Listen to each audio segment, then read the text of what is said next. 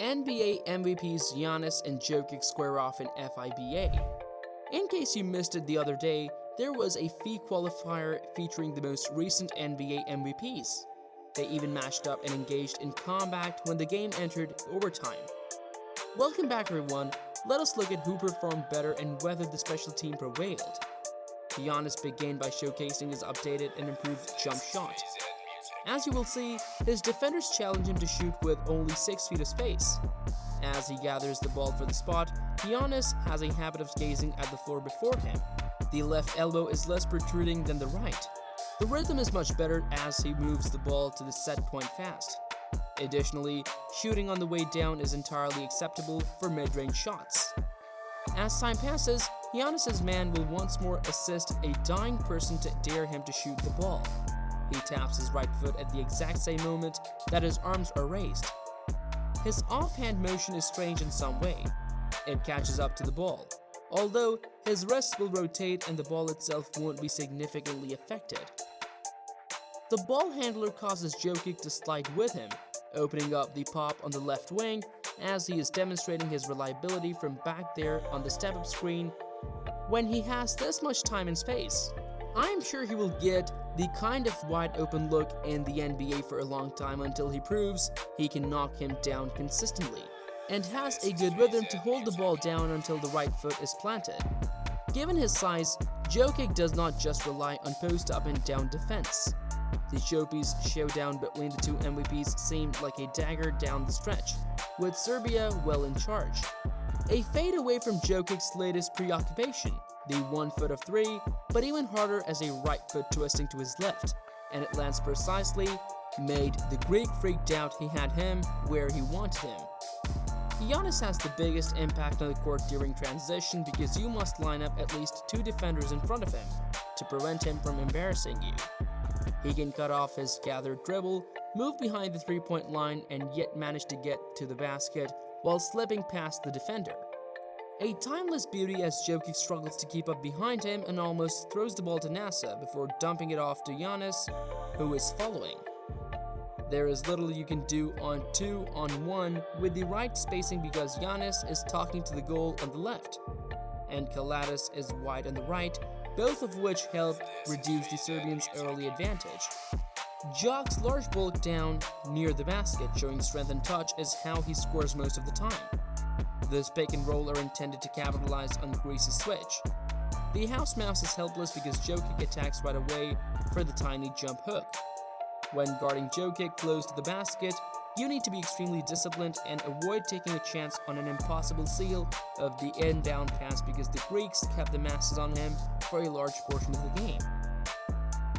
Once he intercepts the pass, it is over. Doubling up on the guard won't do much to stop him either. A large lowest score can be nearly impossible to stop. Giannis decided to stop all of these short shots in the third, but observe how Jokic uses his right leg to lean Lonis out of the way just enough to get the clean catch, leaves the right foot on the ground and jumps in a split stance before the defense has a chance to react. Giannis' games intrigues me so much if it is played in the half court like a power forward did in the 1990s. There are numerous ball screens and rolls, and even with forced space, they still have a chance to draw a foul or forfeit an easy basket. There is essentially no way to stop the roll man from scoring when the defense allows the ball into the middle of an inside ball screen. Here is a similar move that simultaneously frees up the roll man and lets the ball reach the middle. Additionally, when Serbia switches the weak side corner players, he can pass for a wide open 3-pointer or glide by a much smaller defender for a simple lefty finger roll. Even if the weak side corner was filled, it made no difference. Typically, you would assume that the health defender would easily stop the rollman. Giannis swung sideways and dipped between the 2 defenders while maintaining outstanding body control to put this one into the left delicately. Exactly 2 minutes remaining, with his outrageous shot, it appeared as though Serbia had this one under control. With fewer than 90 seconds left, Jokic already demonstrated that he had an 8-point advantage.